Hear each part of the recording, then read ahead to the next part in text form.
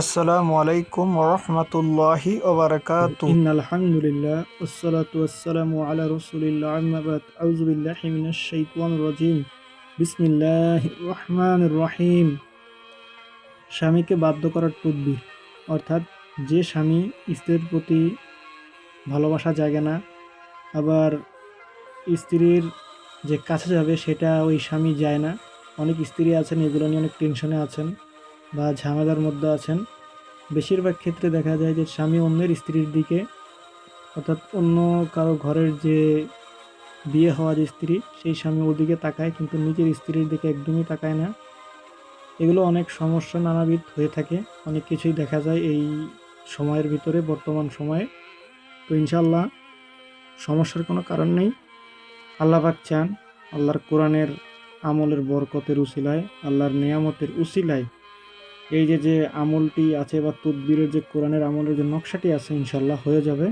যদি আপনারা, অর্থাৎ যে স্ত্রী আছেন, ওই স্ত্রীর স্বামীকে বাধ্য করার জন্য যদি এই নকশাটি, কোরআনের আমলের এই নকশাটি যদি ঠিকঠাক মতো যদি আপনি ব্যবহার করিতে পারেন, তো আল্লাহ চান ইনশাআল্লাহ অবশ্যই হবে। তো কিভাবে করবেন আমি বলে দেব। তো ইনশাল্লাহ আপনারা ধৈর্য সহকারে, মনোযোগ সহকারে শুনবেন, এবং যদি এই নকশা ব্যবহার করেন, যদি বলেন যে নকশাই হয়ে যাবে, না এটা হবে না, এটা শিরিক হয়ে যাবে, আগে বলা ভালো।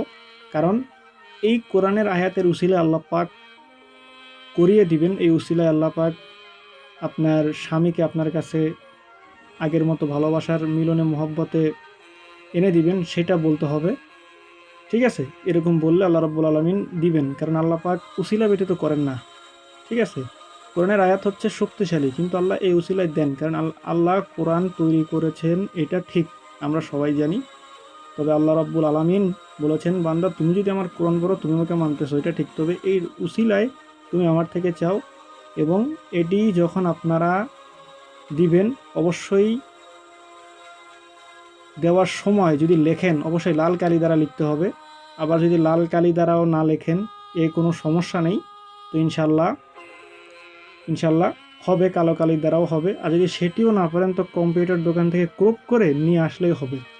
তবে নিচে এখানে কিছু কথা আছে, সেটা হচ্ছে যে আপনাকে এই আমলটা লেখার সময়, অথবা যদি এই জিনিসটা যদি করতে চান, যে আমলটা স্বামীকে বাধ্য করাবেন, এটা লিখবেন, না হলে কম্পিউটার দোকান থেকে ক্রপ করে প্রিন্ট করিয়ে নেবেন। এটি হচ্ছে রবিবারে যে চাঁদ উদয় হয়, মানে সন্ধ্যার রাতের দিকে, সেই রবিবারে নিম্নোক্ত এই নকশাটি তখন লিখবেন, অথবা কম্পিউটার দোকান থেকে ক্রপ করে এনে যা সেটাকে তাবিজের ভিতরে ঢুকিয়ে উসিলা বানিয়ে রাখবেন, ইনশাল্লাহ হয়ে যাবে। অর্থাৎ স্বামী যদি অবাধ্য হয়, যে চাঁদ রবিবারে উদয় হয়, সেই রবিবারে নিম্নোক্ত নকশাটি কাগজে লিখবেন, লিখে কবজ বানাইয়া স্ত্রীর হাতে বাঁধিয়া দিবে। অর্থাৎ স্ত্রীর হাতে যদি বেঁধে দেন, তাহলে স্বামী স্ত্রীর কথা শুনতে বাধ্য হবে, স্বামী অবশ্যই বাধ্য হয়ে স্ত্রীর কাছে চলে আসবে, ইনশাল্লাহ এটি হবে। এখন নকশার যে নিচে যে আরবি কিছু লেখা আছে, একদম নিচে দেখুন যে ফা লাম নুন। এই ফা লাম নুন, আমি ডান দিকের কথা বলছি, বাম দিকে নয়, ডান দিক থেকে শুরু করছি, আরবি হরফ ডান দিক থেকে শুরু হয়। ফা লাম নুনে এখানে হবে স্বামীর নাম, যে স্ত্রী আছেন তার যে স্বামী থাকবে, সেই স্বামীর নামটি ফা লাম নুন ডান দিকে যে দেওয়া আছে সেখানে লিখে দিবেন। আরবিতে লিখলে সবচেয়ে ভালো হয়, আর যদি না হয় যাতে বাংলাতে লিখলেও ইনশাল্লাহ কাজ হবে, আল্লাহ যে উসিলা দেন হবে। তারপর আছে বা নুন, এরপরে আছে ফা লাম নুন, এখানে দিতে হবে স্বামীর পিতার নাম। স্ত্রীর যে শ্বশুর আছে, যে ওনার যে স্বামীর যে বাবা আছে, সেই স্বামীর বাবার নামটা লিখে দিবেন। তারপরে আছে আলিফ, না, তারপর আছে আইন লাম ইয়া, তারপর আছে হা বা, এরপর আছে ফা লাম নুন, এখানে হবে স্ত্রীর নিজের নাম। তারপরে হবে বা নুন তা, তারপরে আছে হচ্ছে ফা লাম নুন।